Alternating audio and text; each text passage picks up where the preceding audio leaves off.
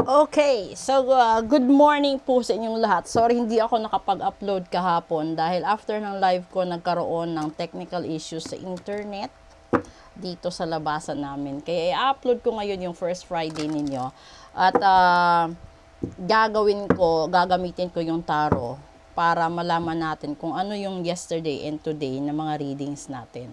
But I will create another one sa set dito sa September 2 natin. But this is your September 1st muna. Okay?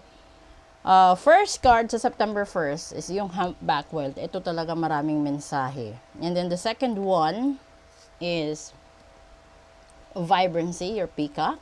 And then the third one is Black Jaguar, Old Soul. Okay, so ito, no, kapag sinama sila, kung makukuha mo, yung mga problema is nagiging dahilan ng mga pagsubok, o ito yung mga pagsubok mo sa buhay na nabablock niya yung mga blessings mo, no? Ito yung panahon na nakakalimutan mo na ay masyado na pala akong losyang, ay hindi na pala ako nakapag-shave ng balbas ko, hindi na ako nakapagpagupit, hindi ko na naaayos ang sarili ko, napapabayaan kong sarili ko sa sobra kong focus sa taong mahal ko, sa mga pamilya o sa pamilya ko, sa mga kapatid ko, ganito, ganyan.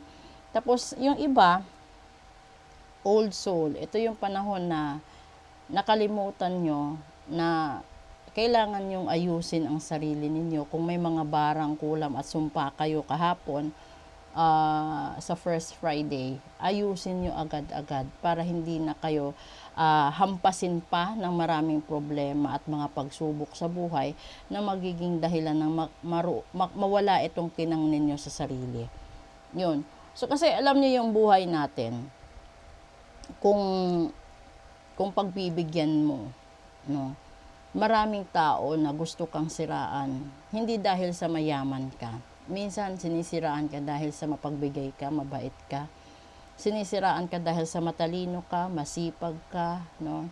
Tapos yung iba, kapag wala na talagang mahanap na butas na ikakasira sa'yo, isisiraan ka, nakikialam naman sila doon sa mga relasyon, nakikialam sila doon sa mga pakikitungo mo sa pamilya mo. At ito yung nakakalungkot na parte ng buhay dahil ang dami mong oras para sa ibang tao pero wala kang oras sa sarili mo. Ngayon, gusto kong sabihin sa inyo dahil yung gumawa ako ng ritual yung first Friday, buong buhay ko or buong gabi yun, 24 oras, nag-ritual ako. Ang daming ritual na nangyayari pero iilan lang sa inyo yung nagkaroon ng focus na magpa-ritual para sa sarili, no? Hindi nyo naasahan na ipa-ritual yung sarili niyo para gumanda ang buhay niyo, gumaan ang pangangatawan ninyo, i-cleansing ang sarili ninyo para mas gumanda pa at dumami pa yung blessings at nang sa ganon mapapabilis yung takbo ng resolution ng mga problema. Kasi kung meron man na dapat kayong ipaayos, yan yung sarili nyo. Yung sarili nyo una. Kasi kung kayo ay breadwinner na overseas, ayusin mo muna sarili mo. Kasi paano ka magbibigay kung ikaw mismo di mo na kaya, di ba? Di mo na kaya. Ito yung hindi mo na kayang mag-overtime para ibigay yung mga gusto nila. Hindi na kaya ng oras mo, katawan mo, ganun. So yung gagawin mo, sinasabi ko dito sa inyong lahat, ayusin mo sarili mo bago ang ibang tao, bago sila. Kasi wala silang aasahang ikaw kung ikaw ay mawawala din, 'di ba? Paano sila pag wala ikaw? Yun yung salita doon. So, para humaba pa yung tulong mo sa kanila, ayusin mo sarili mo. I-ritual mo sarili mo, i-cleansing mo sarili mo. Yung ritual na hindi lang dahil sa pag-ibig, kundi ritual din na gumaan ang takbo ng pamumuhay, gumanda ang pangangatawan mo, kondisyon ng pangangatawan mo, yung trabaho mo, na hindi ka magkaroon ng mga conflict sa boss at saka sa katrabaho mo, mga ganun dapat, di ba? Kasi, yung huling baraha is barang. So, ibig sabihin, iba sa inyo, mamamatay dahil sa ginawang ritual kahapon. So, hindi lang, malay natin kung kanino sila nagparitwal para ibarang ka. Pero ito'y isang napakasimpleng warning sa inyong lahat na huwag kayong maging kampante kasi yung barang hindi naman nararamdaman agad yan eh. May barang na biglaan.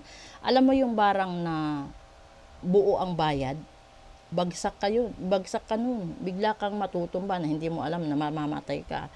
Pero yung barang na, may mga barang naman na kalahati bayad, kalahati hindi. So, paunti-unti yung takbo niyan sa'yo. Yung iba naman, bagsak bigla. Ganun, depende kung ano yung gusto nila. Tapos yung mga tao na may kulam, may sumpa, lalo na yun, pahabaan yun. Kasi yung sumpa at yung kulam, depende kung gaano nakatagal.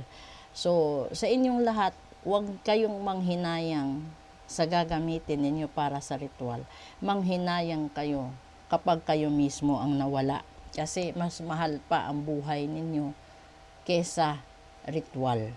So, di ba? Nagbibigay nga tayo ng mamahaling gamit, gadget, regalo sa mga taong mahal natin.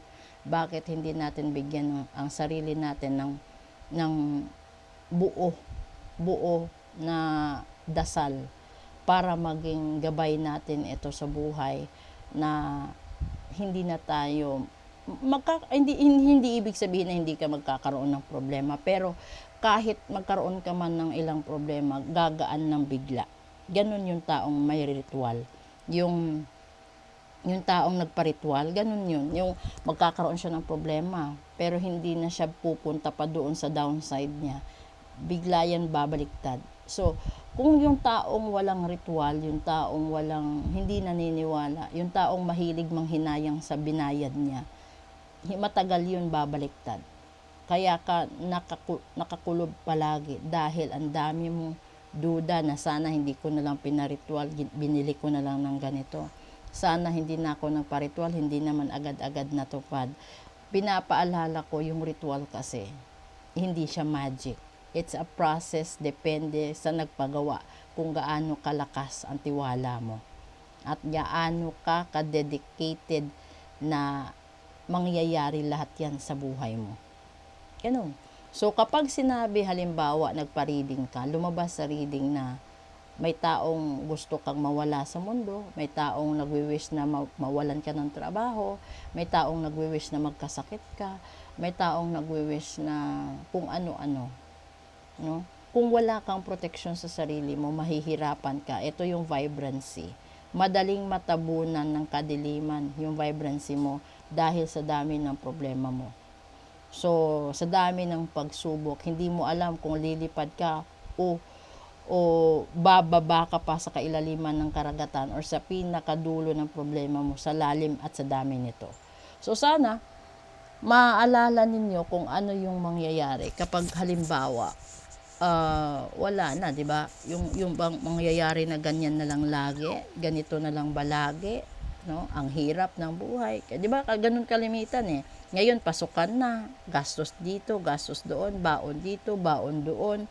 Hindi mo na alam tapos dadagdagan pa utang dito, utang doon, 'di ba? So, ang dami. So ngayon yung gagawin mo diyan, ayusin mo sarili mo. Huwag mong ayusin ng ibang tao. Kung ayos na yung ibang tao, ikaw naman. Kasi ikaw yung pinagkukunan nila ng lakas, sustento, pambayad sa tuition, ikaw, lahat-lahat. So, ayusin mo ang ikaw. Okay? So, doon naman sa gustong mag-book ng full private reading, message nyo ako. Doon sa gustong magpa-ritual, message nyo din ako. Ano pa ba? Maging open sana ang pag-iisip ninyo. At sana magkaroon kayo ng takot kapag nasabi na may manifestations. Yun na. Kasi iba talaga, mabilis eh. Mas malakas yung manifestations nila, lalo-lalo na kung yung hinihiling nila is kamalasan papunta sa'yo. Mag-ingat ka doon sa mga ganong klaseng tao. Dahil napakahirap sa mga ganyan. Sobra-sobra.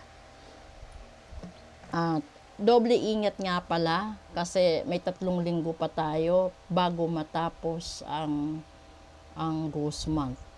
So, wag maging kampante na kesyo yung ghost month hanggang 14 lang. Hindi. Dahil yung iba, tatagal yan hanggang Disyembre yung epekto sa inyo.